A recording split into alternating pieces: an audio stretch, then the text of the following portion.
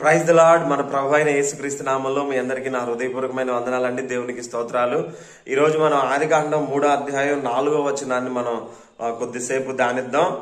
అందులో ఏముందంటే, అందుకు సర్పము, మీరు చావనే చావరు, ఏలయనగా మీరు వాటిని తినుదినమున మీ కన్నులు తెరవబడిననియు మీరు మంచి చెడ్డలను ఎరిగిన వారే దేవతల వలె ఉందిరనియు దేవునికి తెలియనని స్త్రీతో చెప్పగా. మనం జాగ్రత్తగా ఒకసారి దీన్ని చదివినట్టయితే, దేవుడు ఆదాము హవ్వను చేసి ఏదైనా తోటలో పెట్టి అన్ని వృక్ష ఫలాలు మీరు తినొచ్చు, కానీ ఒక వృక్ష ఫలం, ఒక చెట్టు యొక్క వృక్ష ఫలాన్ని మీరు తినకూడదని చెప్పాడు. అయితే సాతానుగాడు వచ్చి హవ్వతోటి ఏమంటున్నాడంటే, అవునా, ఇది నిజమా, అది తింటే మీరు చచ్చిపోతారా?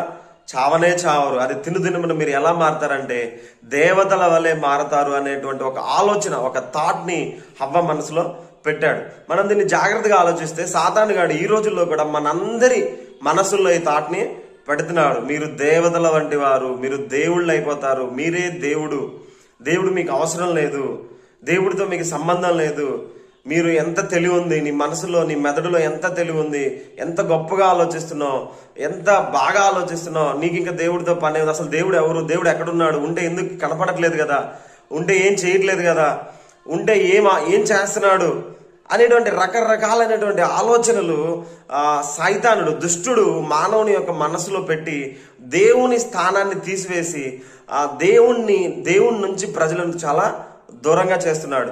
సైతానుగాడు కూడా, దుష్టుడు కూడా అలాగే తనని తాను దేవునితో సమానంగా ఎంచుకొని ఆ మహోన్నతమైన పరలోకం నుంచి కింద పడవేయబడ్డాడు.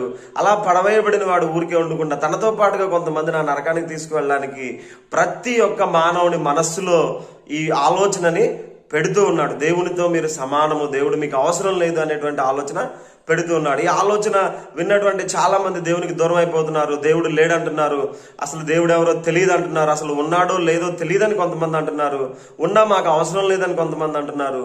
ఈ విధంగా ప్రజలందరూ కూడా దేవునికి దూరం అయిపోతున్నారు. కారణం ఏంటంటే, ఈ దుష్టుడు పెట్టేటువంటి ఆలోచనని వారు వినడం. దుష్టుని యొక్క పనంతా ఏంటంటే, యథార్థమైన దానికి వ్యతిరేకంగా చెప్పడమే దుష్టుని యొక్క ప్రధానమైన పని. ఏది యథార్థమో అది కాదు అని చెప్తాడు, ఇది కరెక్ట్ అంటే అది కాదు అంటాడు. అవునా, అలా కాదు, ఇలా కూడా కరెక్ట్ అని చెప్పేసి మెల్లిగా ఒక మెల్లని ఆలోచన ద్వారా వాడు కూడా మనల్ని తప్పుదారి పట్టిస్తాడు, దేవుడి నుంచి దూరంగా పోనిస్తాడు. నిజంగా మానవుడు దేవునితో సమానమా? సృష్టించబడినది సృష్టించిన వానితో ఎప్పుడైనా సమానం అవుతుందా? మనం ఒక కంప్యూటర్ చేసినా, ఒక రోబోట్ చేసినా మనకి దాని మీద పూర్తి అధికారం ఉంటుంది. అలాగే దేవుడు మనల్ని చేసినప్పుడు మనం ఆయనతో సమానం ఎలా అవుతాం? కంప్యూటర్ మనతో సమానం అవుతుందా? రోబోట్ మనతో సమానం అవుతుందా? అలాగే మనం కూడా దేవునితో సమానమని ఎప్పుడూ భావించకూడదు. అది కేవలం దుష్టుని యొక్క ఆలోచన.